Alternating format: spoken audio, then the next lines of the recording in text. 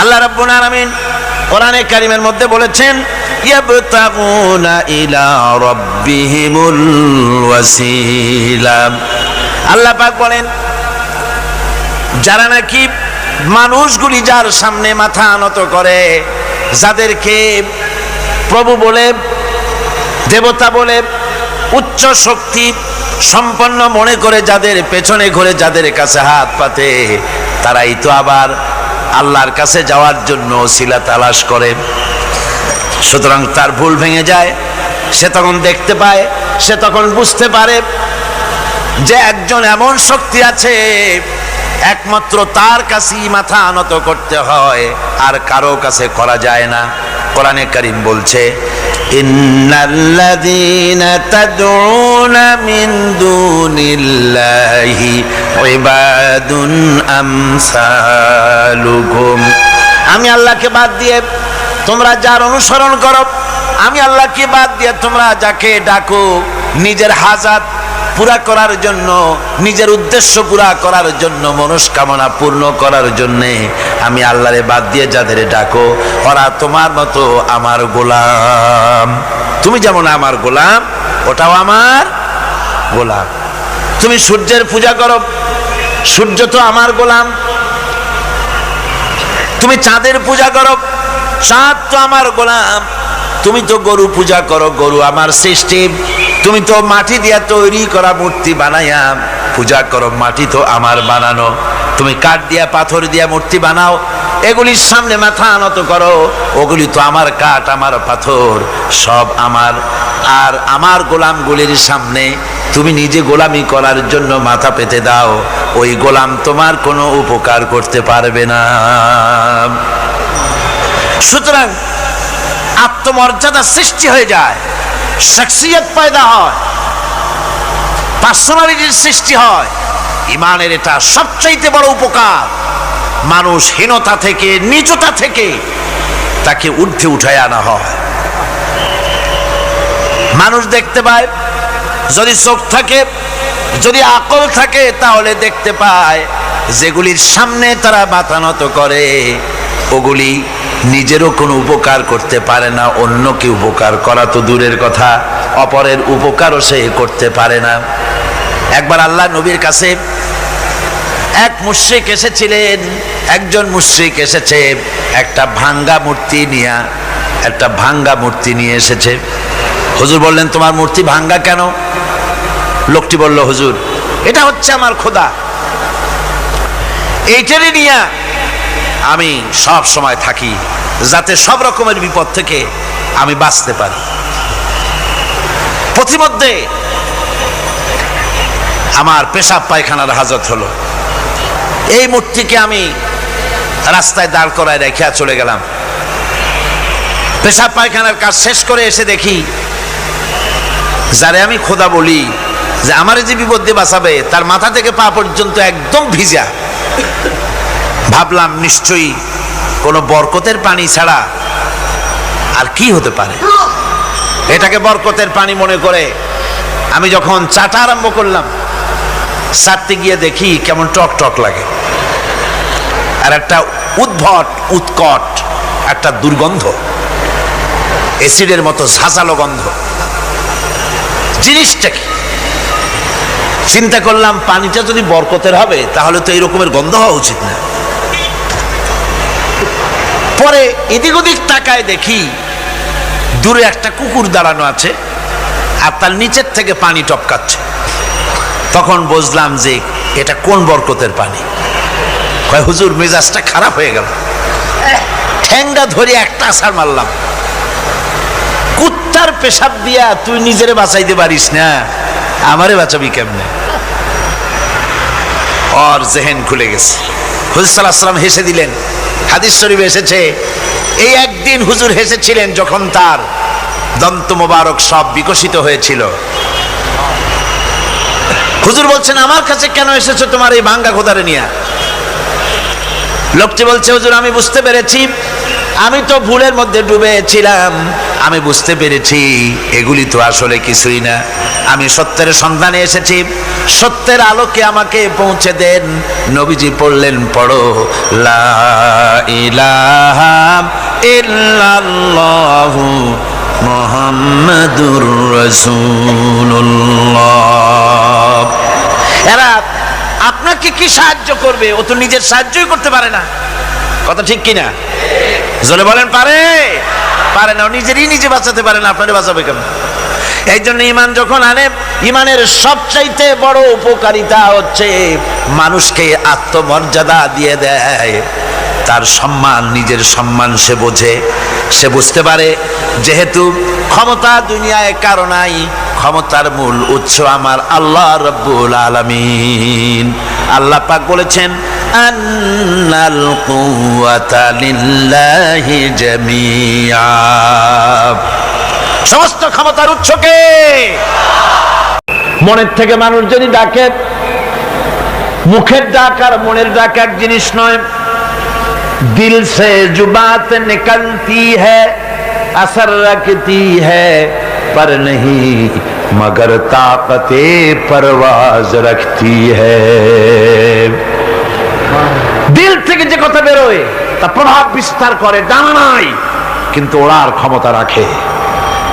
মনের কথাই ভিন্ন। মন থেকে, দিল থেকে, কলিজা থেকে, অন্তরের গভীর কন্দর থেকে মুহাব্বতের সাথে কেউ যদি একবার বলে আল্লাহ, বলেন আল্লাহ, আল্লাহ, আল্লাহ,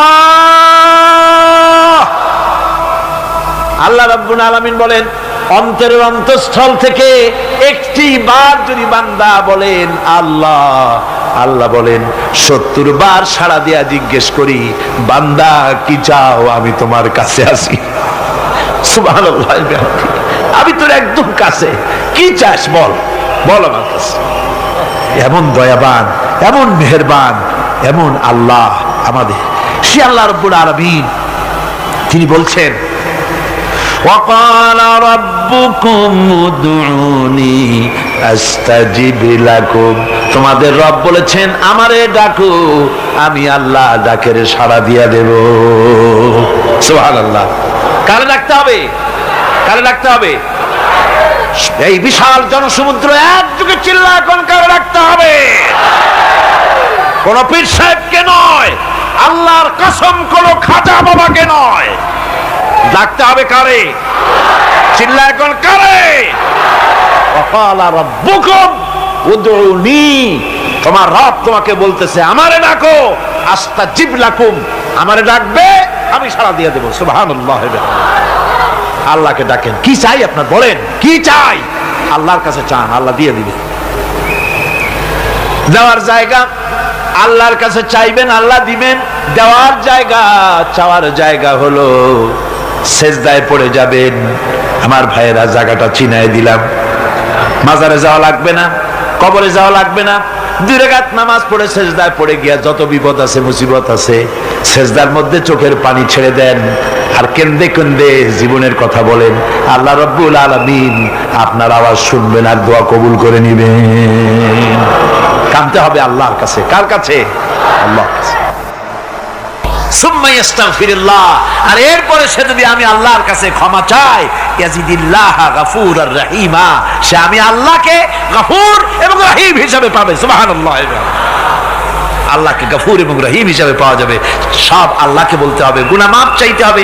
এই জন্য হুজুর সাল্লাল্লাহু আলাইহি ওয়াসাল্লাম দৈনিক 100 বার তওবা পড়তেন। কোন হাদিসে আছে 70 বার, কোন হাদিসে আছে 100 বার তওবা পড়তেন। নামাজের পরে তো প্রত্যেক নামাজই পড়তেন হুজুর, সালাম ফিরাতেন আর সাথে সাথে বলতেন আল্লাহু আকবার, আস্তাগফিরুল্লাহ, আস্তাগফিরুল্লাহ, আস্তাগফিরুল্লাহ। মনে থাকবে আপনাদের? মনে থাকবে? সালাম ফিরাইয়া কি বলবেন? না, সালাম ফিরাবার সাথে সাথে বলবেন আল্লাহু আকবার, তারপরে পড়বেন আস্তাগফিরুল্লাহ, আস্তাগফিরুল্লাহ, আস্তাগফিরুল্লাহ। তওবা পড়বেন, আল্লাহর কাছে সবসময় গুনাহ মাফ চাইতে থাকবেন, বিনীত থাকবেন। আল্লাহকে পাওয়া যাবে, তাকে রহিম হিসেবে পাওয়া যাবে। সুতরাং ঈমান বিল্লাহ, আল্লাহর প্রতি ঈমান আনলে পরে চতুর্থ নম্বরের যে উপকারটা হবে সেটা হলো হতাশায় ভুগবে না, নিরাশায় ভুগবে না, আশায় বুক বেঁধে উঠবে, ঈমান মজবুত হবে, আল্লাহর কাছে মানুষ বিনয়ী হয়ে যাবে। এবার পঞ্চম নম্বরের উপকার আমি বলছিলাম, ঈমান বিল্লাহ, আল্লাহর প্রতি ঈমান আনলে পরে অসংখ্য উপকার হয়, অসংখ্য বৈশিষ্ট্যের আছে। এর 6টা উপকারের কথা আমি বলবো। কয়টা? অসংখ্য উপকারের ভিতরে প্রধান 6টি উপকারের কথা বলবো। এর বললাম কয়টা?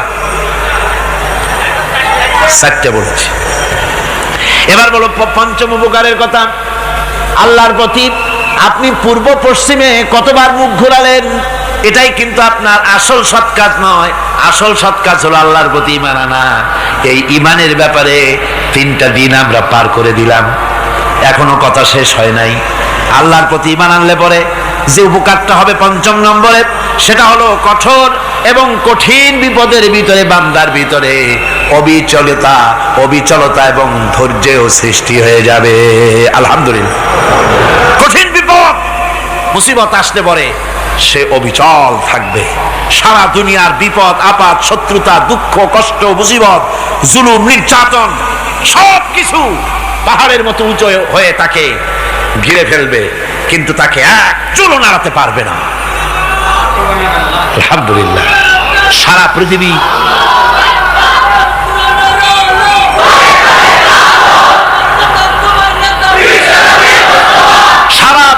একদিকে আর সে একা একদিকে থাকবে। বিরোধিতা তো হবেই, বিপদ তো আসবে। কবি বলতেছেন, সাথে জাকা রহা হ্যায় अज़ल से ता इमरोज, सतेजा का रहा है अज़ल से ता इमरोज, चरागे मुस्तफावी से शरारे बुलहबीस। সে আবহমান কাল থেকে শুরু করে মুস্তাফা সাল্লাল্লাহু আলাইহি ওয়াসাল্লামের দীপ শিখার সাথে আবু জাহেল, আবু লাহাবের অগ্নিস্ফুলিঙ্গের টক্কর লেগেই আছে। রাসূলুল্লাহ আল্লাহর দেওয়া এই বিধান, এই দ্বীনের বাতিটা টিম টিম করে জ্বলেছে। আর গোরকি, টর্নেডো, হাজার হাজার মাইল বেগে হেরিকেন এসেছে, গোরকি এসেছে, টর্নেডো এসেছে, টাইফুন এসেছে, কিন্তু এই আলো নিবাইতে পারে নাই। সুবহানাল্লাহ।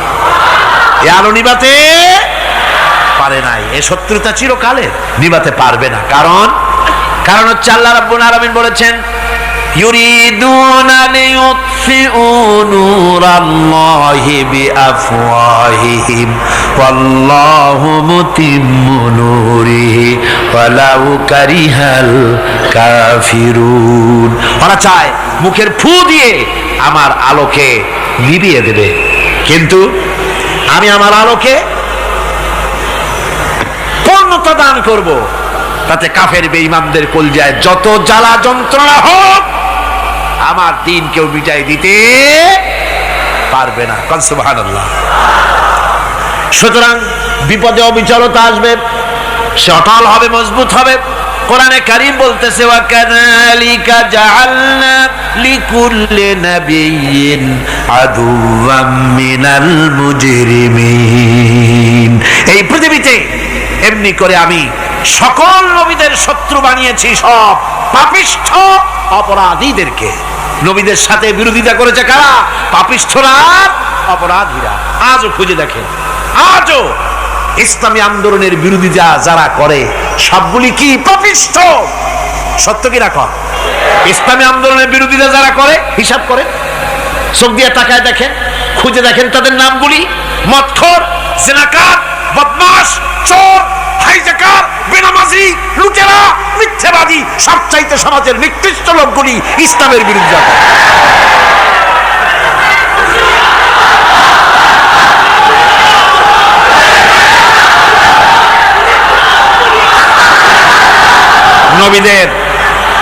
নবীদের শত্রু আল্লাহ বলেন, সব যুগে নবীদের সাথে শত্রুতা করেছে পাপিষ্ঠরা। আল্লাহর কথা। কার কথা? সকল যুগে নবীদের সাথে শত্রুতা করেছে পাপিষ্ঠরা, নিকৃষ্ট ধরনের অপরাধীরা। সুতরাং নবী রাসূলদের অবস্থা যখন এই, তখন দ্বীনের দাওয়াত যারাই দেবে তাদের কিসমত এরকম হবেই। এই বাধার মোকাবেলা তাদেরও করতে হবে। এই যে বাধাটা আসে, এই যে মারে, অপরাধ কি? এই যে তারা চোর বা ডাকাত যাদের মারা হয়। আল্লাহ রাব্বুল আলামিন বলেন অপরাধ হলো ওয়ামা নাকামু মিনহুম ইল্লা আইয়ুমিনু বিল্লাহিল আজিজিল হামিদ। অপরাধ হচ্ছে ঈমানদার লোকদের উপরে নির্যাতন চালিয়েছে, অন্য কোনো কারণে নয়। কারণ একটাই, তারা আল্লাহর জমিনে আল্লাহর দ্বীন প্রতিষ্ঠা করতে চেয়েছে, আর কোনো অপরাধ না। জমিন আল্লাহর, জমিন কার? এই বিশাল জনসমুদ্র গর্জে উঠুন একযোগে বলুন জমিন কার? আইন চলবে কার? এখানেই সংঘর্ষ বেঁধেছে আবহমান কাল ধরে। মানুষ অত্যাচারিত হয়েছে, সাহাবায়ে কেরাম অত্যাচারিত হয়েছে। বুখারী শরীফের হাদিসে এসেছে রাসূল করিম সাল্লাল্লাহু আলাইহি ওয়াসাল্লামের কাছে হযরতে খাব্বাব গিয়ে উপস্থিত হয়েছিলেন। হযরতে খাব্বাব বলেন, হাদিসটা এভাবে লেখা হয়েছে বুখারীতে, ওয়ান খাব্বাব বিন আল-আরিদ রাদিয়াল্লাহু তাআলা আনহু قال شكونا إلى رسول الله صلى الله عليه وسلم وهو متوسد بردة له في ظل الكعبة। রাসূলুল্লাহর কাছে গেলাম, কাবা শরীফের কাছে গিয়ে দেখি নবীজি একটা চাদর গায়ে দিয়ে তিনি আরাম ফরমাচ্ছিলেন কাবা শরীফের ছায়ায়। সেখানে গিয়ে বললাম, আলা তাস্তানসিরু লানা আলা তাদউ লানা ইয়া রাসূলুল্লাহ, হে আল্লাহর রাসূল, আপনি কি আমাদের জন্য আল্লাহর কাছে দোয়া চাইবেন না? আপনি কি আল্লাহর কাছে আমাদের জন্য সাহায্য চাইবেন না? আমাদের লোকগুলিকে, মুসলমানগুলিকে মারতে মারতে তো শেষ করে ফেলে দিল। তারা আমাদের সুমাইয়াকে মারলো, আমাদের খাব্বাবকে উটের সাথে পায়ের দড়ি লাগায় টানলো, আমাদের খোবায়েবকে তারা আগুনের উপরে চিৎ করে শোয়ায় রাখলো, না খায় রাখতেছে, মারতেছে। কষ্টে তো শেষ হয়ে গেলাম, হুজুর আপনি কি আমাদের জন্য দোয়া করবেন না?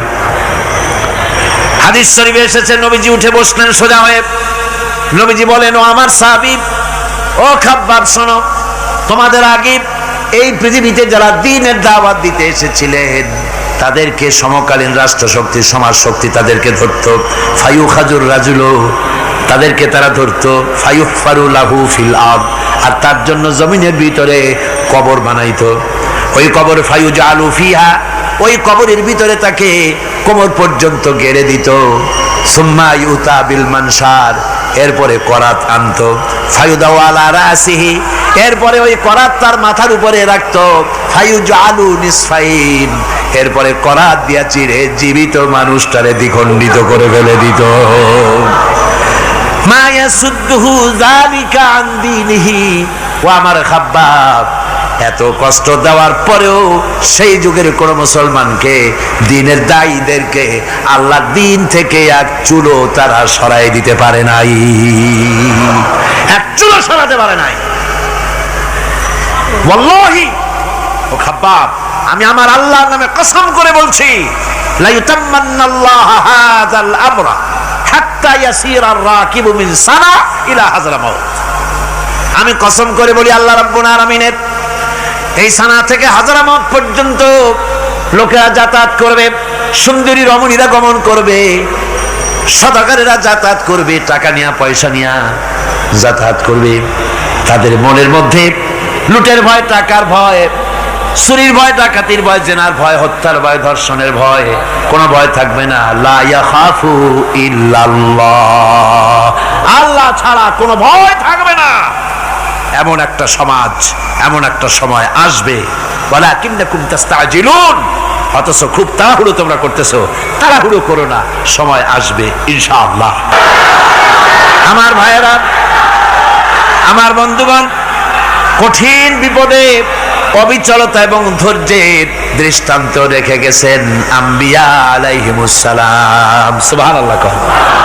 কঠিন বিপদে অবিচলতা, দৃঢ়তা, ধৈর্য কারে বলে, তার দৃষ্টান্ত কারা রেখেছেন? আম্বিয়া আলাইহিমুস সালাম। ওনারাই আমাদের আদর্শ, নবীরাই আদর্শ।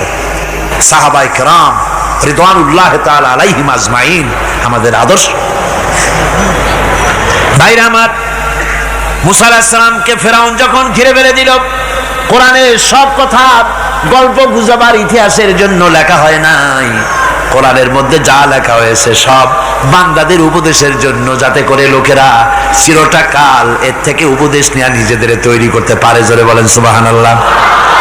মুসা আলাইহিস সালামের কথা আল্লাহ বলেন, ফেরাউন তাকে ঘিরে ফেলে দিল, পালাবার রাস্তা নাই। ফালাম্মা তারা আল জামআন ক্বালা আসহাবু মূসা ইন্না লামুদরাকুন। মুসা আলাইহিস সালামের উম্মতেরা বললেন, হে মুসা, পাকড়াও হয়ে গেছি, পালাবার রাস্তা নাই। তিন দিক থেকে আমাদেরকে ঘেরাও করেছে ফেরাউনের শক্তি। সামনে কি? দরিয়া, আর তিন দিকে কি? ঘেরাও আন্দোলন। পালাবার পথ নাই, পালাবার পথ নাই। সারাশি আক্রমণ, ঘেরাও আন্দোলন। এই যে ঘেরাও টেরাও তো আজকে নতুন নাই, ঘেরাও আসছে অনেক আগের থেকে। আসলে কথা বুঝতে পেরেছে? মাইক না থাকলে আমি কি করবো কন? আজকে এরকম হচ্ছে কেন?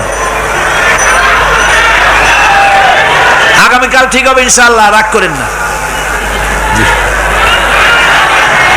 গান হচ্ছে, বসেন বসেন। শয়তান ঢুকছে মাইকের মধ্যে। অনেক সময় হয় কি, মাইকের হাই পাওয়ারের যে মেশিন আছে এর ভিতরে ইথার থেকে রেডিওর ওই গানগুলি ওর মধ্যে ঢুকে পড়ে। কথা বুঝতে পেরেছে? এই জন্য শয়তান তো আর বসে থাকে না, ওরও তো কিছু করার আছে। ধৈর্য ধরেন, ধৈর্য ধরেন। কালকে অপারেটরদেরকে মাওলানা শামসুদ্দিন সাহেবের কাছে অনুরোধ করব, অপারেটর একটু ভালো করে হেদায়েত করে দেবেন মাইকে। আজকে আমার নিজেরও কষ্ট হচ্ছে, আমিও বুঝতে পারছি না যে আমার কথাগুলি কি আওয়াজে বেরোচ্ছে, যার জন্য আমাকে বেশি চিল্লাইতে হচ্ছে। বক্তাকে কি লাউডে তার কথা বেরোচ্ছে তা তার কানে আসতে হয়, তাহলে বোঝা যায় যে আমার কথাগুলি কিভাবে বেরোচ্ছে। এটা এই অবস্থায় সিচুয়েশন আজকে নাই, এবং লোকেরাও মাইকের ব্যাপারে আজকে অভিযোগ করেছে যা বিগত 16 বছরে করে নাই। সেটের ব্যাপারে কোথাও কোনো অসুবিধা হয়েছে? মাইকটা ভালো, এবং মাইক যারা দেন প্রতি বছর খেদমত করে, আল্লাহ তাদের প্রতি রহম করুন। সবাই বলেন আমিন। এদেরকে রাগ করে পথে পাই আবার মারধর করেন না। সিলেটের যে তাফসির মাহফিল হয়, বিগত 19 বছর তাফসির করেছি একটানা, এবার 20 বছর পুরো হবে ইনশাআল্লাহ। সিলেটে একটানা 20 বছর তাফসির করতেছি সেখানে। তো মাইক, একটা লোক বিনা পয়সায় মাইক দেয়, মাইকের ভাড়া সে নেয় না। তাফসিরের মাহফিলের মাইকের ভাড়া নেয় না। যে বছর এরশাদ সরকার আমাকে প্লেন থেকে নামতে দিল না, আপনাদের মনে আছে? সিলেট থেকে ফিরাই দিল। এই খবরটা মাইকম্যান যখন শুনেছে যে আমাকে নামতে দেয় নাই, ফিরাই দেওয়া হয়েছে, সাথে সাথে স্ট্রোক করেছে, হার্ট ফেল করে দুনিয়া থেকে বিদায় হয়ে গিয়েছে। সিলেটে তাফসির হতে পারবে না এই কথা সে বরদাস্ত করতে পারে না। আমি কেঁদেছি আর দোয়া করেছি, আল্লাহ, কোরআনের মহব্বতে লোকটার এই অবস্থা হলো, তোমার জান্নাত তুমি দয়া করে তাকে দান করে দিও। কাজে কোনো ব্যবসায়ী চায় না যে তার ব্যবসাটা খারাপ হোক, লোকেরা মন্দ বলুক। এ মাইকের ব্যাপারে আপনারা আজকে রাগারাগ করেন না, যা হয়েছে কালকে ভালো হবে ইনশাআল্লাহ। সবাই বলেন ইনশাআল্লাহ। এখন চলেন আমরা ফেরাউনের অবস্থা দেখি গিয়া কি করতেছে ফেরাউন। মুসা আলাইহিস সালামকে ঘেরাও করে ফেলেছে, পালাবার উপায় নাই। একদিকে দরিয়া, তিন দিকে ফেরাউনের শক্তি। এই যে ঘেরাও টেরাও মানে নতুন তো না, ধর্মঘট নতুন না, পুরানা জিনিস। এই পৃথিবীতে সর্বপ্রথম ধর্মঘট কিসের উপরে হয়েছে জানেন? এই পৃথিবীর প্রথম ধর্মঘট হয়েছে পেঁয়াজ, রসুন আর ডাইলের উপরে। মুসা আলাইহিস সালামের জামানায় লান নাসবিরা আলা তাআমিন ওয়াহিদ, আমরা এক রকমের খাদ্য আর খাবো না, আমাদের পেঁয়াজ দেওয়া লাগবে, ডাল দেওয়া লাগবে, রসুন দেওয়া লাগবে। সর্বপ্রথম ধর্মঘট হয় মুসা আলাইহিস সালামের জামানায়, সেখান থেকে শুরু হয়েছে। কিন্তু মশাল মিছিল যে আসলো কই থেকে, এইটা আমি খুঁজে পাইনি। পরে প্রত্যেকটা জিনিসের তো ইতিহাস আছে, আমি খুঁজতে খুঁজতে পেলাম। আমি জানি না এর ইতিহাস মূলে কোথায়, কিন্তু আমি যদ্দূর খুঁজে পাইছি সেটা হলো মশাল মিছিলের আবিষ্কার হয়েছে লঙ্কায় রাবণের সময়। হনুমানের লেজে আগুন দিয়া তারপরে লঙ্কা কাণ্ড ঘষালো, নামই আছে লঙ্কা কাণ্ড। হনুমানেরা লেজে আগুন দিয়ে রাবণ যে লঙ্কায় মশাল মিছিল করেছিল হনুমানদের দিয়া, ওই হনুমানের ওই সিস্টেমটা এখনো আমাদের দেশে চালু আছে। এইটা আসলে কোন ভদ্রলোকের এই মিছিল হওয়া উচিত না। আগুন নিয়ে কিসের মিছিল? আগুন হলো জাহান্নামের প্রতীক। আগুন কিসের প্রতীক? জাহান্নামের প্রতীক। যদিও আমাদের উপকারে লাগে, কাজে লাগে। সুতরাং আমরা যা করব প্রত্যেকটা জিনিসের পেছনে সুন্নতে নববীর কোনো না কিছু থাকতে হবে। কথা বুঝতে পেরেছেন? তিন দিক থেকে ঘেরাও হয়ে গেছে, পালাবার কোনো রাস্তা। হযরতে মুসা আলাইহিস সালামের কাছে উম্মতরা বললেন, পালাবার তো কোনো পথ নাই, এখন উপায়টা কি? আমাদের তো আর উপায় নাই। মুসা আলাইহিস সালাম দেখেন বিপদে পড়ে গেছেন, কিন্তু ধৈর্য হারান নাই, ভয় পান নাই। ভয় পাইছিলেন? ভয় পেয়েছেন? প্রশ্নই ওঠে না। মুসা আলাইহিস সালাম আল্লাহ পাক যাদেরকে বলেছেন উলুল আযম রাসূল, যাদের বলেছেন তার মধ্যে হযরত মুসা একজন উলুল আযম পয়গম্বর। চারটিখানি কথা না, আল্লাহ কথা বলছেন তার সাথে, কালিমুল্লাহ তিনি। সুবহানাল্লাহ। মুসা আলাইহিস সালাম শোনালেন, কাল্লা ইন্না মাইয়া রাব্বি সায়াহদিন। কখনো নয়, আমার উম্মতেরা ভয় পেও না, আমার রব অবশ্যই আমাকে পথ দেখাবে। সুবহানাল্লাহ। তিন দিক থেকে শত্রু, একদিকে দরিয়া, পালাবার কোন রাস্তা নাই। সেখানে দৃঢ়তার সাথে তিনি বলছেন, অবশ্যই আমার আল্লাহ আমারে পথ দেখাবে। সুবহানাল্লাহ। নবীরা এই দৃঢ়তা দেখিয়েছেন, অবিচলতা দেখাইছেন। আল্লাহ পাক মুসা আলাইহিস সালাম যখন এই দৃঢ়তা দেখালেন, এই অবিচলতা দেখালেন, সঙ্গে সঙ্গে জিবরাইল এসে হাজির হয়ে গেলেন। আল্লাহ পাক বলেন, ফাআওহাইনা ইলা মূসা আন আদরিব বিআসাকাল বাহরা ফানফালাকা ফাকানা কুল্লু ফিরকিন কাত্তাউদিল আযীম। মূসা আলাইহিস সালামকে আমি ওহী নাযিল করলাম, তাকে বললাম হাতে যে লাঠি আছে এই লাঠি দিয়ে আঘাত করো দরিয়ার উপরে। দরিয়ার উপরে আঘাত করলেন, একটা রাস্তা হয় নাই, 12টা রাস্তা তৈরি হয়ে গেল। আর দেওয়ালগুলা পাহাড়ের মতো উঁচা হয়ে গেল। দরিয়ার ভিতরে পাহাড়ের মতো উঁচা, মজবুত 12টা রাস্তা। এবার মুসা আলাইহিস সালাম তার দলবল নিয়ে চললেন। আল্লাহ রাব্বুল আলামিন বলেন, ওয়া আনজাইনা মূসা ওয়া মান মাআহু আজমাইন। মুসা এবং তার সাথী সঙ্গীদেরকে আমি পার করে দিলাম। মুসা আলাইহিস সালাম এবং তার সাথী সঙ্গী নিয়ে যখন দরিয়ার মাঝখানে আসছে, ফেরাউন তার দলবল নিয়ে এসে গেছে। আসিয়া দেখে নদীর মধ্যে রাস্তা। বাবা, খুব তো কায়দা। ও মনে করছে ওর বাজানের তৈরি করা ডিস্ট্রিক্ট বোর্ডের রাস্তা। ওর লোকজন নিয়ে নেমে গেছে দরিয়ার ভিতরে, ও আসছে মাঝখানে, মুসা আলাইহিস সালাম চলে গেছেন ওপা, দরিয়া পা। মাঝখানে যখন এসে গেল, আল্লাহ রাব্বুল আলামিন পানিকে অর্ডার করলেন কুন। আল্লাহর তো বটন টেপা লাগে না, মুখ দিয়া কোনো হুকুম করা লাগে না, শুধু বলেন কুন। যে ব্যাপারে কুন বলেন ফায়াকুন, সাথে সাথে হয়ে যায়। আল্লাহ বললেন কুন, আর অমনি রাস্তা বন্ধ হয়ে গেল। এবার তুফান শুরু হয়েছে নদীতে, ঢেউয়ের উপরে ঢেউ, মৌজুন কাল জিবাল, পাহাড়ের মতো উঁচু হয়ে হয়ে ঢেউ আসতেছে। দলবল ঘোড়া আর অস্ত্রপাতি যা ছিল সব মরিয়া শেষ। এবার ফেরাউন একা উপরে ওঠে আর নিচে নামে, পানি খেতে খেতে পেটের কাম সারা। জনমের খাওয়া খাইছে পানি, এখন জান যা, বাঁচবার আর উপায় নাই, বাঁচবার আর উপায় নাই। ফেরাউন তার নিজের জীবন সম্পর্কে হতাশ হয়ে গেল। এবার ফেরাউন বলতেছে, আমানতু আন্নাহু লা ইলাহা ইল্লাল্লাযী আমানাত বিহি বানু ইসরাঈল। আমি ঈমান আনলাম, আমি ঈমান আনলাম আল্লাহ ছাড়া কোনো ইলাহ নাই। ওই আল্লাহর উপর ঈমান আনলাম যে আল্লাহর উপরে ঈমান এনেছে বনি ইসরাঈলেরা। আল্লাহ যাতে ঠিক পায় যে কোন আল্লাহর উপর ঈমান আনছে। বনি ইসরাঈলের আল্লাহর উপর ঈমান আনলাম। আল্লাহ এই তো মুসলমান হয়ে গেছি, এরপরও আমার সুবাও কেন? আল্লাহ রাব্বুল আলামিন জবাবে বলেন, আল আন, এখন ওয়াকাদ আসাইতা ক্বাবলু ওয়া কুনতা মিনাল মুফসিদিন। এখন ঈমান আনার কথা বলছো?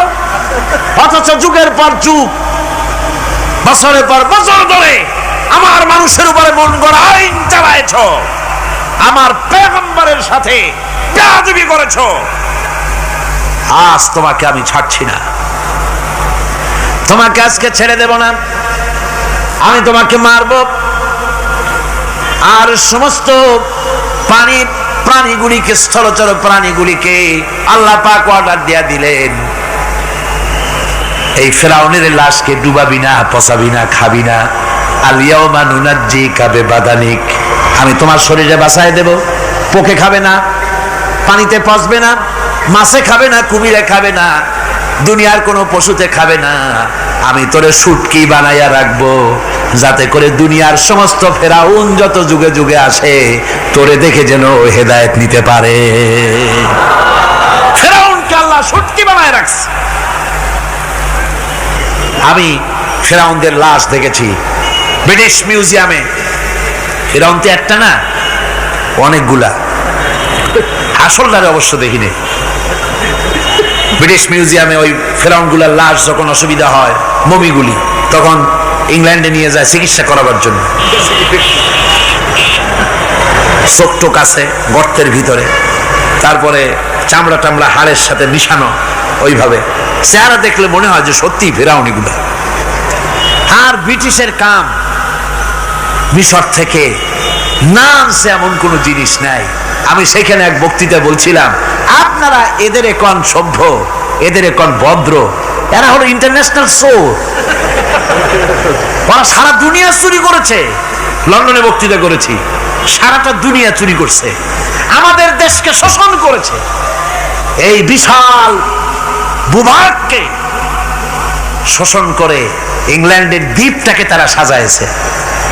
তারা ময়ূর সিংহাসনের, শাহজাহানের ময়ূর সিংহাসনের ময়ূরের বাম চোখে কোহিনূর মণি লাগাইছিলেন। শাহজাহান ময়ূরের ডান চোখে কোহিনূর মণি লাগায় নাই। কোহিনূর মণির অনেক দাম, আমি দেখে এসেছি মণি।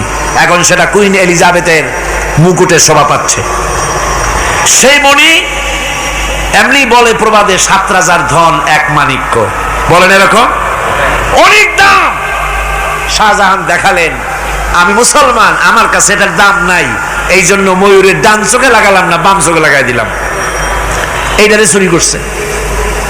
তারপরে মিশর থেকে, মিশরের মমি চুরি করেছে, জুতা চুরি করছে, ছাতি চুরি করছে, পিসা চুরি করেছে।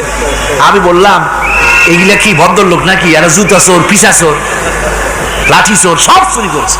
যাই দেখেন ব্রিটিশ মিউজিয়ামের মধ্যে সব দুনিয়ার চুরি করা জিনিস নিয়ে তারা মানুষকে দেখাইয়া পয়সা উপার্জন করছে। টিপু সুলতানের তরবারিটা পর্যন্ত চুরি করেছে। আজ পর্যন্ত ব্রিটিশ মিউজিয়ামে টিপু সুলতানের তরবারিটা আছে, আমি তরবারিটা দেখে এসেছি। আমার বন্ধুগণ, বলতেছিলাম যে পৃথিবীতে আল্লাহ রাব্বুল আলামিন নবীরা তাদের চরিত্র দিয়ে বিপদের মোকাবেলা করে, দুনিয়ার সামনে কঠিন বিপদের মোকাবেলা করে অবিচলতা, দৃঢ়তা দেখায় গেছেন যে কেমন করে এই পৃথিবীতে বিপদের সামনে মোকাবেলা করতে হয়। ধৈর্য ধরতে হবে। বিপদ আসবে পাহাড় সমান হয়ে, আপনাকে ধৈর্য ধারণ করতে হবে সেভাবে বুক বেঁধে। যেহেতু এটা যদি বিশ্বাস হয় যে আমার কিসমতে যা আছে তার থেকে বেশি কিছু হবে না, তাহলেই আপনার ধৈর্য আসবে, ভয় পাবেন না। কথা ঠিক কিনা কন? এবারে হযরত হুদ আলাইহিস সালাম সম্পর্কে আল্লাহ রাব্বুল আলামিন বলেন, হযরতে হুদকে যখন ষড়যন্ত্র হলো কাফির বেঈমানেরা তাকে মেরে ফেলার জন্য, যখন সরকারি ষড়যন্ত্রে লিপ্ত হয়ে গেল, হযরতে হুদ সমাজের এই চ্যালেঞ্জের মোকাবেলা করলেন। হযরত হুদ বলেন, ফাকিদুনি জামিআন সুম্মা লা তুনজিরুন ইন্নী তাওয়াক্কালতু আলাল্লাহি রাব্বি ওয়া রাব্বিকুম। আমি, তোমরা তোমাদের ষড়যন্ত্র আমার বিরুদ্ধে যত পারো আমার বিরুদ্ধে ষড়যন্ত্র চালাও, এতটুকুন আমার অবকাশ দিও না। আমি এমন আল্লাহর উপরে ভরসা করেছি যার হাতের ভিতরে তোমাদেরও জান আর আমারও জান। যা পারো তাই করো। সরকার, সমস্ত শক্তি একত্রিত হয়ে আমার মোকাবেলা করো।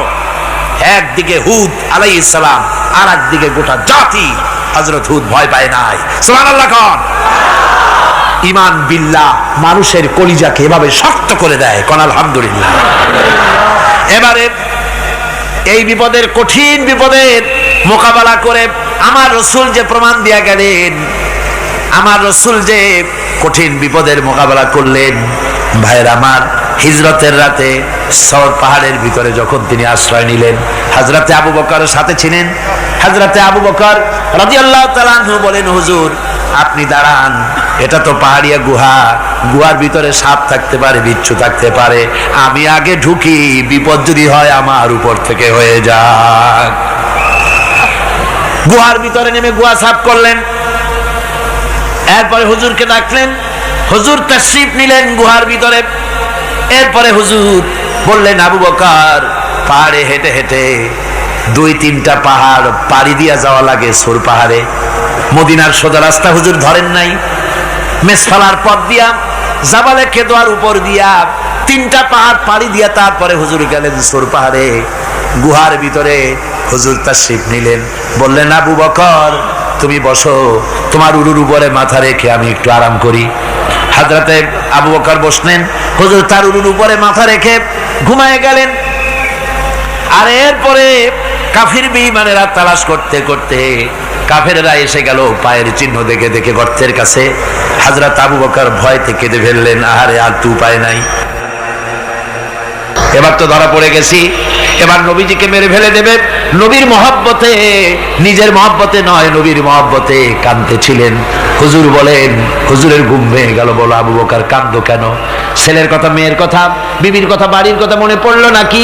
হযরত আবু বকর বলেন, ইয়া রাসূলুল্লাহ, আল্লাহর কসম করে বলি, যেদিন ঈমান এনেছি এই কলিজার ভিতরে মা বাপ, স্ত্রী, পুত্র, পরিজন, এমনকি আমার নিজের জীবনের চাইতে আপনারে বেশি ভালোবাসি। তা কাঁদো কেন? কাঁদো কেন? হযরত আবু বকর বলেন, হুজুর ধরা পড়ে গেছি, কাফেররা এসে গেছে গর্তের কাছে, তাকালি আমাদের দেখতে পাবে, আমরা তো মাইনরিটি, ওরা তো মেজরিটি, আমরা তো ধরে মারি ফেলাই দেবে, আপনাকে মেরে ফেলে দেবে, এই জন্য কাঁদি। আল্লাহ রাব্বুল আলামিন, হুজুর তখন কি দৃঢ়তা, কি অবিচলতা, কি ধৈর্যের পাহাড় সম মনোবৃত্তি তখন দেখালেন। আল্লাহ কোরআন শরীফে চিরকাল যাতে মানুষেরা হেদায়েত নিতে পারে, সেজন্য হুজুরের কথা উঠায় দিলেন কোরআনে। আল্লাহ পাক বলেন, ইযহুমা ফিল গার ইয ইয়াকুলু লিসাহিবিহি লা তাহজান ইন্নাল্লাহা মা'ানা। ও বন্ধু, ভয় পেও না, আল্লাহ আমাদের সাথে আছেন। সুবহানাল্লাহ। আল্লাহ আমাদের সাথে আছেন। আমরা মাইনরিটি নই, আমরাই মেজরিটি। আল্লাহ আছে আমার সাথে, ভয় পাওয়ার কোনো কারণ নাই। সুবহানাল্লাহ। আল্লাহ পাক বলেন, ফাআনসালাল্লাহু সাকিনাতাহু আলাইহি ওয়া আইয়াদাহু বিজুনুদিন লাম তারাওহা। আমি এদের অন্তরের ভিতরে আমি শান্তি নাজিল করে দিলাম, প্রশান্তি দিয়া দিলাম, আর আমি সাহায্য করলাম, আর এমন সব সৈন্য পাঠায় দিলাম যে সৈন্যগুলি তোমরা দেখতে পাও নাই। সুবহানাল্লাহ ওয়া বিহামদিহি। ভাইরা আমার, রাসূল করিম সাল্লাল্লাহু আলাইহি সাল্লাম এই বিপদের মাঝে, চরম বিপদের মাঝে অবিচলতা, দৃঢ়তা, কঠিন আত্মনির্ভরতা দেখিয়েছেন। এগুলি হলো ঈমানের 5 নম্বরের উপকারিতা। আল্লাহর প্রতি ঈমান আনলে এভাবে পাহাড় সম ঈমান মজবুত হয়ে যায়। জেলের পরোয়া করি না, ফাঁসির পরোয়া করি না, শহীদ হওয়ার পরোয়া করি না, মেরে ফেলে দেবে, উড়ায় দেবে, হত্যা করবে, পরোয়া করি না। পরোয়া করি কেবলমাত্র কাকে? যারা বলেন কারে? এইরকম মুসলমান হাজার হাজার লাখ লাখ দরকার নাই, 313 জন যথেষ্ট। কয়জন যথেষ্ট? 313 জন যথেষ্ট। বদরে যারা জান দিয়ে, মাল দিয়ে দিনকে প্রতিষ্ঠিত করেছিলেন, এরকম 313 জনই যথেষ্ট ছিল। এই দৃঢ়তা, এই অবিচলতা, এই ঈমান, এই ধৈর্য শিক্ষা দেয়, এই উপকার করে ঈমান বিল্লাহ। আল্লাহর প্রতি ঈমান আনলে এভাবে পাহাড়ের মতো শক্ত হয়ে যায় কলিজা। কোন আলহামদুলিল্লাহ। আমার বন্ধুগণ, এবার আমি বলবো সর্বশেষ উপকারের কথাটা বলি, মোনাজাত ছেড়ে দেব। কয়টার কথা বলছিলাম? উপকার 6টা। ছয়টা উপকারের কথা বলেছি, অনেকগুলি বৈশিষ্ট্য, অনেকগুলি উপকারের মধ্যে আল্লাহর প্রতি ঈমানের ছয়টা উপকারের কথা পাঁচটা বলা হয়ে গেছে। এবার ষষ্ঠ নম্বর এবং শেষ নম্বর, এটা হচ্ছে আল্লাহর প্রতি ঈমান আনলে পরে তার দ্বারা সবচাইতে বেশি ফায়দা পায় সমাজ এবং রাষ্ট্র। কল আলহামদুলিল্লাহ, কল আলহামদুলিল্লাহ। আল্লাহর প্রতি ঈমানের দ্বারা নৈতিক সংশোধন হয় এবং রাষ্ট্র আর সমাজ সবচাইতে বেশি উপকৃত হয়। কারণ হলো ঈমানদার ব্যক্তি আল্লাহর প্রতি যে ঈমান এনেছে তার মনের মধ্যে ধারণা এটা হয়, আমার কোনো কাজ তো গোপন থাকে না। ইন্নাল্লাহা লা ইয়াখফা আলাইহি শাইউন ফিল আরদি ওয়ালা ফিস সামা। আল্লাহর কাছে গোপন বলতে কিছু নাই, আকাশেও নাই, জমিনেও নাই, কোনো কিছু গোপন নাই। সুতরাং আমি যা করি সব আল্লাহ দেখেন এবং শোনেন। এমনকি মানুষ যে কল্পনা করে সে কল্পনাও আল্লাহ টের পায় না, নাকি টের পায় কিনা? ওয়াইন তুবদু মিন আনফুসিকুম আও তুখফুহু ইউহাসিবুকুম বিহিল্লাহ। মনের ভিতরে যে কল্পনা করো, আল্লাহ পাক বলেন এই কল্পনারও হিসাব আমি রব্বুল আলামিন তোমার কাছ থেকে নেব। ফায়ুআযযিবু মান ইয়াশাউ, যারে খুশি শাস্তি দেব আর যারে খুশি আমি maaf করে দেব। জোরে বলেন সুবহানাল্লাহ। ফায়াগফিরু লিমান ইয়াশা ওয়া ইউআযযিবু মান ইয়াশা, যারে খুশি maaf করব, যারে খুশি শাস্তি দেব, কল্পনারও হিসাব নেব। এই কথা মুমিনের যদি জানা থাকে তাহলে আর তার কোনো চিন্তা থাকে না, তার নৈতিক চরিত্র ভালো হয়ে যায়। কোন সুবহানাল্লাহ। আমার বন্ধুগণ, ঈমানদার লোক আল্লাহর প্রতি ঈমান আসলে পরে সমাজ উপকৃত হয়, রাষ্ট্র উপকৃত হয়ে যায়। যেহেতু বান্দা জানে আমি দায়িত্বহীন কোনো কথা বলতে পারবো না, দায়িত্বহীন কোনো কাজ করতে পারবো না। আল্লাহ পাক বলেছেন, মা ইয়ালফিযু মিন কাউলিন ইল্লা লাদাইহি রাকীবুন আতীদ। বান্দা এমন কোনো কথা বলে না যে কথা আমার ফেরেশতারা রেকর্ড করে না রাখে। কাজী মুমিন ব্যক্তি আল্লাহর ভয়তে দায়িত্বহীন কথা বলবে না। নির্বাচন আসতে পরে রাস্তা সোনা দিয়ে বান্দায় দেব, এই করব সেই করব, না খাইয়া কেউ মরবেন না। আসে না নির্বাচনের সময় সেরাগালি বদনারা মঞ্চে দাঁড়িয়ে কত বড় বক্তৃতা করে, ভাইয়ের আমার, বোনের আমার, এবার আমার বোতল মার্কা বাক্স, আপনারা আমাকে ভোট দিয়ে দেশ এবং জাতির আরেকবার 12:30 বাজাইবার সুযোগ দিন। এবার ক্ষমতায় গেলে কেউ না খাইয়া মরবেন না, কিন্তু কি খাইয়া মরবে তাও বলেন। এর মানে হতে অর্থ হচ্ছে এই, ওরা যদি ক্ষমতায় যেতে পারে তাহলে বিষ খাইয়া হোক, গুলি খাইয়া হোক, কিছু না কিছু খেয়ে মরতে হবে। একেবারে খালি পেটে মরলে গ্যাস্ট্রিক হওয়ার সম্ভাবনা আছে। ঈমান বিল্লাহ যদি না থাকে, আল্লাহর ভয় যদি না থাকে, তাহলে দায়িত্বহীন কথা বলে। আর আল্লাহর ভয় যদি থাকে তাহলে নৈতিকতার সংশোধন হয়ে যায়, দায়িত্বপূর্ণ কথা বলে, মানুষকে ফাঁকি দেয় না। আমার বন্ধুগণ, আল্লাহ রাব্বুল আলামিন তার বান্দা যারা আল্লাহকে ভয় করে, সে ভয় করা বান্দাগুলির মনের মধ্যেই চিন্তা এসে যায়, আমি যেখানে থাকি না কেন আল্লাহ আমাকে দেখতেছেন, শুনতেছেন। রাতে হোক দিনে হোক যেখানে আছি আল্লাহ আমারে দেখতেছেন। আল্লাহ পাক বলতেছেন, ওয়া হুয়া মাআহুম ইজ ইউবাইতুনা মা লা ইয়ারদা মিনাল কওলি ওয়া কানা আল্লাহু বিমা ইয়ামালুনা মুহীতা। আল্লাহ পাক বলেন, আমি তো আমার বান্দার নিকটে তখনও থাকি যখন সে গোপনে গোপনে রাতের বেলায় আমার মর্জির খেলাফ পরামর্শ করে। আমার মর্জির খেলাফ পরামর্শ করতেছে রাত্রে, আমি তো তখনও কাছে থাকি, ওটা আমি শুনি। ঈমান যদি আসে তাহলে এই সব কাজ থেকে সে বিরত থাকে। সে যদি কম হয় সেখানেও আল্লাহ, বেশিও যদি হয় সেখানেও আল্লাহ। এমন কোন জায়গা আছে নাকি চিটাগংয়ে যেখানে আপনি একটা আকাম করবেন আর আল্লাহ টের পাবে না? কোন আছে নাকি? আচ্ছা, চট্টগ্রামে না থাকুক, বাংলাদেশের কোন জায়গা আছে নাকি? পার্বত্য চট্টগ্রামে যত পাহাড় আছে, উঁচু নিচে জায়গা আছে, ওই জায়গায় বোধহয় আছে নাকি? সারা পৃথিবীতে আছে কোথাও? আল্লাহকে ফাঁকি দেওয়ার জায়গা কোথাও? সব স্পষ্ট। আল্লাহ কি ঘুমায় নাকি? ঘুমায়?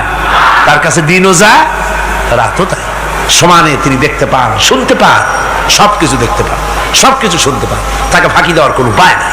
এই জন্য ৬ষ্ঠ নম্বরের উপকার যেটা হয় সেটা হলো সমাজ উপকৃত হয় ওই মানুষ দিয়ে যার মধ্যে ঈমান আছে। হযরত ওমর রাদিয়াল্লাহু তাআলা আনহু রাতের আধারে শেষ রাত্রে ঘুরতেছিলেন, দেখেন এক বাড়িতে কথা হচ্ছে, কথাবার্তার আওয়াজ পাওয়া যায়, মনে করলেন কোনো অসুখ বিসুখ নাকি। ঘরে গিয়ে কান পাচ্ছেন দেওয়ালের সাথে, শুনতে পাচ্ছেন ভিতরে বুড়ি মা তার মেয়েকে বলছে, এই মেয়ে ওঠ, উটের দুধ দোয়াই নিয়ে আসছি, এর মধ্যে পানি মিশা, তারপর সকালে বাজারে নিয়ে যা। মেয়ে বলছে, মা এই কামটা আমি পারবো না। কেন পারবি না? হযরত ওমর ফরমান জারি করেছেন, দুধে পানি মিশাতে নিষেধ করেছেন, কাজে এই কাজটা আমি পারবো না। আরে বেটি, আমিরুল মুমিনিন দেখ এখন কোথায় যায়, ঘুমায় আছে, সে কি দেখতেছে না কি যে পানি মিশাই না কি মিশাই? মেয়ে বলতেছে, মা আমিরুল মুমিনিনকে ফাঁকি দেওয়া যেতে পারে, তার পুলিশ বাহিনীকে ফাঁকি দেওয়া যেতে পারে, কিন্তু আল্লাহ রাব্বুল আলামিনের চোখকে ফাঁকি দেওয়া যাবে না। হযরত ওমর এই কথা শুনে বাড়ি চলে গেলেন, আর নিজের ছেলেকে ডেকে বললেন, ছেলে আমার, অমুক জায়গায় একটা বাড়ি আছে, সেখানে একটা যুবতী মেয়ে আছে, ওই মেয়েটার বিয়ে হয়েছে কিনা শোনো, যদি বিবাহ না হয়ে থাকে তুমি তোমার নিজের বিয়ের প্রস্তাব দাও। আমিরুল মুমিনিন এই মেয়েটা সুন্দরী কেমন, স্বাস্থ্য কেমন কিছুই দেখলেন না, দেখলেন তাকওয়া। কি দেখলেন? আল্লাহর ভয়।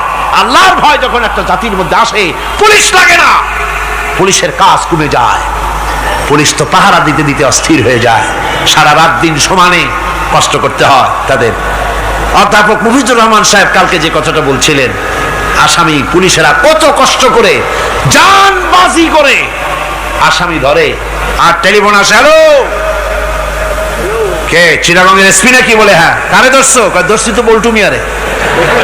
ছাড়ো মিয়া, বল্টু আমার দলের লোকটা তুমি ঠিক পাও নাই, তোমার নাক টাইট দিয়ে দেবে। বল্টুরিও ছাড়ো আর তার বন্দুকও ছাড়ো, ঠিক কিনা আমার ভাইয়েরা? সুতরাং ঈমান যদি এসে যায় জাতির মধ্যে, পুলিশের দরকার হবে না, পুলিশ দরকার হবে কিন্তু তাদের ডিউটি কমে যাবে, আসামিরা আর অন্যায় কাজ কম করবে। রাসূলুল্লাহ যখন প্রেসিডেন্ট হয়েছিলেন, একজন মহিলা জেনা করেছিল, হাদিস শরীফে এসেছে ওই মেয়ে লোকটাকে জেনা করতে কেউ দেখে নাই, জেনা করার পর তার মধ্যে অনুভূতি জাগলো, এমন পাপ করেছি, এখন তো আমার জাহান্নাম ছাড়া উপায় নাই। মেয়ে লোকটি রাসূলুল্লাহর কাছে এসে গেলেন, এসে বললেন, হুজুর আমি তো জেনা করেছি, আমারে শাস্তি দেন। হুজুর মুখ ডান দিকে ফিরালেন, মেয়ে লোকটা ডান দিকে এলো, বললো জেনা করেছি শাস্তি দেন। হুজুর বাম দিকে ফিরলেন, মেয়ে লোকটা বাম দিকে এসে বললো জেনা করেছি শাস্তি দেন। মেয়ে লোকটা কিন্তু জানে জেনার শাস্তি সহজ ব্যাপার নাই, পাথর মেরে উড়িয়ে দেওয়া, মৃত্যুদণ্ড জানা আছে তার। এরপরে মেয়ে লোকটা চিন্তা করেছে, দুনিয়ায় পাথর খেয়ে মরবো, কিন্তু তবুও জাহান্নামের কঠিন আগুন সহ্য করতে পারবো না।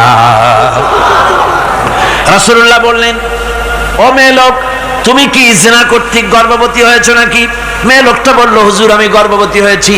হুজুর বললেন, তুমি অপরাধ করেছো, তোমার গর্ভস্থিত সন্তান তো কোনো অপরাধ করে নাই, সুতরাং শাস্তি এখন দেওয়া যাবে না, ডেলিভারি হোক তারপরে শাস্তি দেব। মেয়ে লোকটা চলে গেলেন। আল্লাহর নবী তার নামে কোনো কেস ফাইল করেন নাই, গোয়েন্দা বিভাগের পুলিশ লাগান নাই। ডেলিভারির পর এই মেয়ে লোক আবার এসে হাজির, পুলিশ দিয়ে আনা লাগে নাই, আবার এসে হাজির, হুজুর আমি সেই হতভাগিনী, বলছিলেন ডেলিভারির পর বিচার করবেন, এই যে বাচ্চা হয়েছে, এই বাচ্চার দায়িত্ব কাউকে দেন, আর আমারে তাড়াতাড়ি শাস্তি দেন, আমি যদি মরে যাই আমি জাহান্নামে চলতে পারবো না। হুজুর বললেন, অপরাধ তুমি করেছো, এই বাচ্চার অধিকার আছে তোমার বুকের দুধ খাবে, আমি সেই অধিকার বাচ্চাকে নষ্ট করতে পারি না, বাচ্চা দুধ ছাড়ুক তারপরে এসো। 2 বছরে যেতে না যেতে ওই মেয়ে লোকটি বাচ্চারে কোলে করে নিয়ে এসেছে, পুলিশ লাগে নাই, গোয়েন্দা বিভাগের কাউকে পাঠানো লাগে নাই, মেয়ে লোকটি বাচ্চা কোলে করে নিয়ে এসে হাজির, হুজুর আমারে চিনছেন নাকি? আমি তো সেই হতভাগিনী, জেনা করছিলাম, বিচার চাইছিলাম, ডেলিভারি পরে হবে বলছিলেন, দুধ ছেড়ে দিলে পরে হবে বলেছিলেন, আমার ছেলে এখন দুধ ছেড়ে দিয়েছে, আমি তারে রুটি খাওয়া শিখাইছি, দুধ ছাড়া এখন সে বাঁচবে, আমি তার হাতে রুটি দিয়ে আনছি, দেখেন ও রুটি খেতে পারে, আর দেরি করবেন না, আমার বিচার করে দেন। রাসূলুল্লাহ ছেলেটার দায়িত্ব কাউকে দিয়ে দিলেন, আর বললেন এই মহিলাটিকে নিয়ে যাও, বুক পর্যন্ত মাটির মধ্যে গেড়ে দিয়ে তারপরে রজম করো। মেয়ে লোকটিকে বুক পর্যন্ত গেড়ে দেওয়া হলো, চতুর্দিক থেকে পাথর মারা হচ্ছিল, পাথরে লেগে শরীরে রক্ত ছিটে এক সাহাবীর গায়ে লাগলো। সাহাবী তারে গালি দিয়েছিলেন, হুজুর শুনে বললেন সাহাবী গালি দিও না, এ মেয়ে লোকের তওবা আল্লাহর কাছে এত কবুল হয়ে গেছে, যদি এই তওবাকে ভাগ করে দেওয়া হয় গোটা মদিনাবাসীর নাজাতের জন্য তা যথেষ্ট হয়ে যাবে। সুবহানাল্লাহ। পুলিশ লাগে নাই, এমন সমাজ কায়েম হয়, ঈমান বিল্লাহ, আল্লাহর প্রতি ঈমান যদি এসে যায়, জাতির যদি রক্তে রন্ধ্রে রগে রেশায় যদি ঈমান এসে যায়, তাহলে পুলিশ বিডিআর আর্মি আরামে ঘুমাবে, তাদের জন্য পরিশ্রম হবে না, কষ্ট হবে না, অপরাধ প্রবণতা কমে যাবে, মানুষের অশান্তি কমে যাবে, শান্তির বন্যা প্রবাহিত হয়ে যাবে। সুবহানাল্লাহি ওয়া বিহামদিহি। এই জন্য রাসূলুল্লাহ বলেছিলেন খায়রুল কুরুনে কারনি, সর্বশ্রেষ্ঠ যুগ কার যুগ? জোরে বলেন না, সর্বশ্রেষ্ঠ যুগ কার যুগ? রাসূলুল্লাহর যুগ। জোরে বলেন কার যুগ? রাসূলুল্লাহর যুগ। এই জন্য আমি আপনাদের খেদমতে আরজ করতে চাই, ইসলাম এ ধরনের সীমারেখা ঠিক করে দিয়েছে। তিলকা হুদুদুল্লাহ ফালা তাতাদুহা, এ হলো আল্লাহর সীমারেখা, এই সীমারেখাকে ভঙ্গ করো না, লঙ্ঘন করো না, আল্লাহর উপরে ঈমান পরিপূর্ণরূপে আনো এবং এই ঈমানের উপরে ভিত্তি করে নিজেদের জীবনকে পরিচালিত করো। এই ঈমান যদি জাতির ভিতরে এসে যায়, তাহলে বৈষয়িক জীবনে, দুনিয়ার জীবনে সত্যিকারের যদি শান্তি পেতে চাই, আল্লাহর উপরে ঈমান আনতে হবে। ইহকাল পরকালে যদি নাজাত পেতে চাই, আল্লাহর উপরে ঈমান আনতে হবে। আর আমরা আমাদের চিন্তা ভাবনায়, ওঠায় বসায়, চলায় ফেরায়, সর্বত্র আল্লাহর উপরে পরিপূর্ণ মাত্রায় ঈমানটা যদি এসে যায়, তাহলেই শান্তি, তাহলেই মুক্তি, গোটা সমাজ শান্তি পাবে, আমরা দুনিয়ায় আরাম পাবো, কিয়ামতে জাহান্নাম থেকে মুক্তি পাবো। জোরে কোন আমিন, আরো জোরে কোন আমিন। বন্ধুগণ, আল্লাহর প্রতি ঈমানের এই কথাগুলি আবারও স্মরণ করিয়ে দেই। লাইসাল বিররা আন তুওয়াল্লু বুজুহাকুম কিবালাল মাশরিকি ওয়াল মাগরিব, পূর্ব পশ্চিমে যত মাথা ঘুরাও, এটাই কোনো কল্যাণের কাজ আসলে নয়। আসল কাজ আল্লাহর উপর ঈমান। আসল কাজ কি? চিল্লা এখন, আসল কাজ কি? আল্লাহর প্রতি ঈমান। সেই ঈমানের কথা এই 3 দিন ধরে বললাম, আর বাকি আছে কয়দিন? বাকি আছে কয়দিন? এই বেহেশতের বাগান আগামী 2 দিন পরে স্তব্ধ হয়ে যাবে। এখানে আর এভাবে এত লক্ষ লক্ষ টুপি, এ ধরনের মুসলমান আল্লাহু আকবরের আওয়াজ, আজানের আওয়াজ ধ্বনিত প্রতিধ্বনিত হবে না। 1 বছরের জন্য নিস্তব্ধ হয়ে যাবে। আল্লাহ যেন বাকি 2টা দিন আমাদের সকলের আশার তৌফিক দেন। সবাই বলি আমিন, জোরে কোন আমিন। আগামীকালকের আলোচনা আরো গুরুত্বপূর্ণ, তারপরের দিন আরো গুরুত্বপূর্ণ, গোটা কোরআনই তো গুরুত্বপূর্ণ। আল্লাহ পাক এই কথাগুলি শোনার, বোঝার, আমল করার তৌফিক যেন আল্লাহ আমাদের দান করেন। জোরে বলেন আমিন, আরো জোরে বলেন আমিন। মুনাজাতের জন্য এবার সমস্ত মানুষ দাঁড়ানো ভাইয়েরা বসে পড়ে। আজকের মুনাজাতের পূর্বে আজকে সবার সভাপতি হযরতুল আল্লাহ মাওলানা শামসুদ্দিন সাহেব অতি সংক্ষেপে আপনাদের সামনে কিছু গুজারিশ পেশ করছেন। বলাগাল উলা বিকামালিহি কাশাবাদ দুজা বিজামালিহি হাসনাত জামিউ খাসালিহি মুহাম্মাদুম বাশারুল লাইসা কাল বাশারি বল হুয়া ইয়াকুতাতুন ওয়ান নাসু কাল হাজারি বলাগাল উলা বিকামালিহি কাশাবাদ দুজা বিজামালিহি হাসনাত জামিউ খাসালিহি। সম্মানিত বন্ধুগণ, এই বিরাট মাহফিল করতে আমাদের এই বছরের বাজেট 15,30,000 টাকা আমরা করেছিলাম, কিন্তু মাঝে মাঝে দেখা যাচ্ছে কিছু বাজেট আমাদের ছাড়াই যাচ্ছে। গত পরশু আমরা আপনাদের থেকে যে সহযোগিতা পেয়েছি, সেখানে 11,000 থেকে কিছু বেশি টাকা আমরা পরশু পেয়েছি। এতে করে আমার একটু ভয় হচ্ছে যে আমাদের বাজেট কোথায় যাবে। এজন্য আপনাদের সহযোগিতাও চাচ্ছি, দোয়া চাচ্ছি। আর যে দোয়াটা আপনারা করেছেন, আমি আবার আপনাদের কাছে দোয়া চাচ্ছি, সেটা হলো মহতারাম মৌলানা সাইদি সাহেবের গলার ব্যাপারে, তার স্বাস্থ্যের ব্যাপারে, তার হায়াতের ব্যাপারে আপনারা মন খুলে দোয়া করবেন, যেন তার আল্লাহ তার গলাকে যেন খুলে দেন, তার কণ্ঠস্বরকে যেন আল্লাহ ঠিক করে দেন, এবং আমাদের চাহিদা অনুযায়ী আমাদের মনের খোরাক যেন তিনি দিতে পারেন। এজন্য আল্লাহ তাকে যেন তৌফিক দান করেন এবং আল্লাহ তার হায়াত দারাজ করে দেন। এখন মুনাজাত।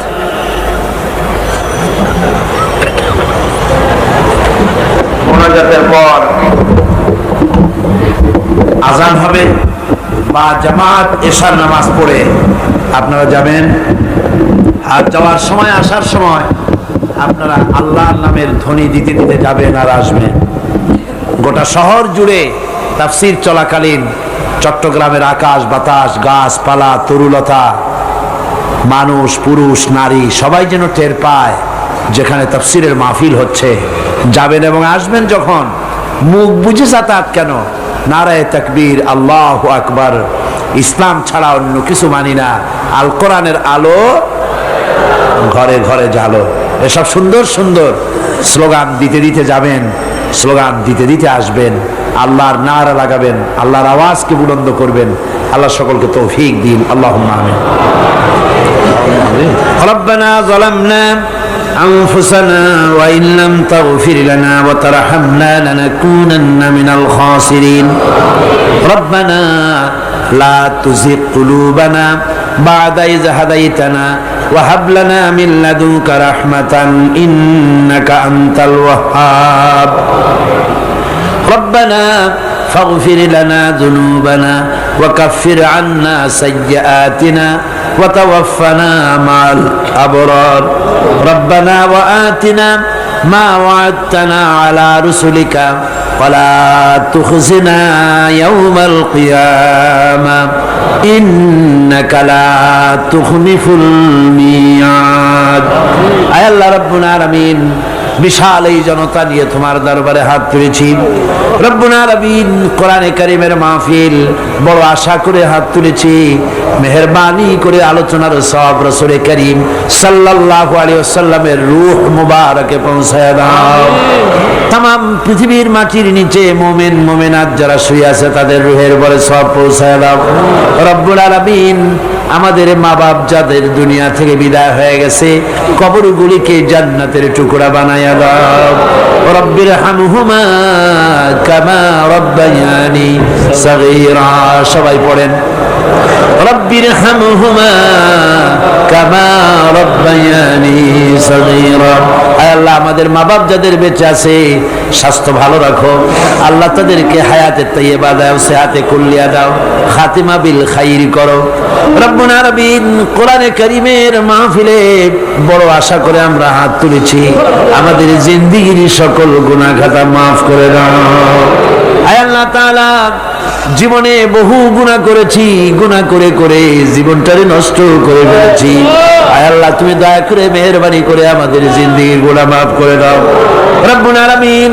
না বুঝে সওয়াব মনে করে অনেক শিরক বিদআত আমরা করেছি, মনে করেছি ওতে সওয়াব হবে, আমরা বুঝি নাই। আল্লাহ, আমাদের ভুল বুঝানো হয়েছে, নিজেরাও ভুল বুঝেছি। এভাবে সওয়াবের নিয়তে শিরক বিদআত আমাদের মধ্য থেকে যা হয়েছে, আল্লাহ দয়া করে তুমি আমাদেরকে ক্ষমা করে দাও। আয় আল্লাহ, আমাদেরকে দয়া করে শিরক এবং বিদআত মুক্ত জীবন যাপনের তৌফিক দিয়া দাও রব্বুল আলামিন। এত বড় বিরাট তাফসীরুল কোরআন মাহফিল, লক্ষ লক্ষ টাকার প্রয়োজন, আল্লাহ টাকা পয়সার অভাব নাই রব্বুল আলামিন। তুমি গানি আর আমরা ফকির। আয় আল্লাহ, এই শহরেতে এমন লোক আছে একজনই মাহফিলের খরচ দিয়ে দিতে পারে। আল্লাহ, তোমার বান্দাদের দিল তুমি নরম বানাইয়া দাও। কোরআনের মাহফিল কোন বছর ঋণগ্রস্ত থাকে নাই, এবারও যেন থাকে না। আল্লাহ, বাজের যা আছে তার চাইতে বেশি তুমি মেহেরবানি করে জোগাড় করে দাও রব্বুল আলামিন। আরেকটা দোয়া তোমার দরবারে করি, চেসনিয়া আর বজনিয়া শেষ হয়ে গেল আল্লাহ, ওদের সাথে আমাদের রক্তের সম্পর্ক নাই, ওদের সাথে আমাদের আত্মীয়তার সম্পর্ক নাই, ওদের সাথে আমাদের শুধু ইমানের সম্পর্ক। আয় আল্লাহ, ওদেরকে মেরে মেরে কাফিররা শেষ করে দিল মাবুদ। বজনিয়ার চেসনিয়ায় আর একবার তুমি তোমার রহমতের ফেরেশতা পাঠায় দিয়া সাহায্য করো আল্লাহ। কাশ্মীরের মুসলমানদের উপর আরেকবার সাহায্য করো রব্বুল আলামিন। এই মাহফিল আল্লাহ, যত মানুষ আসে আল্লাহ বড় আশা নিয়ে আসে কোরআনের মাহফিলে, অনেকের রোগ ব্যাধি আছে, তাদের ধারণা কোরআনের মাহফিলে দোয়া কবুল হয়। আল্লাহ তুমি দয়া করে এই ধারণা তুমি মঞ্জুর করে নাও। যার যত রোগ আছে, বালাই আছে, ব্যাধি আছে, আল্লাহ সকলকে মাফ করে দাও। সুবহান রাব্বিকা রাব্বিল ইজ্জাতি আম্মা ইয়াসিফুন ওয়া সালামুন আলাল মুরসালিন আলহামদুলিল্লাহি রাব্বিল আলামিন। ওয়াজআল আখিরা কালিমাতিনা ইনদাল মাউত লা ইলাহা ইল্লাল্লাহু মুহাম্মাদুর রাসূলুল্লাহ। আসসালামু আলাইকুম ওয়া রাহমাতুল্লাহ।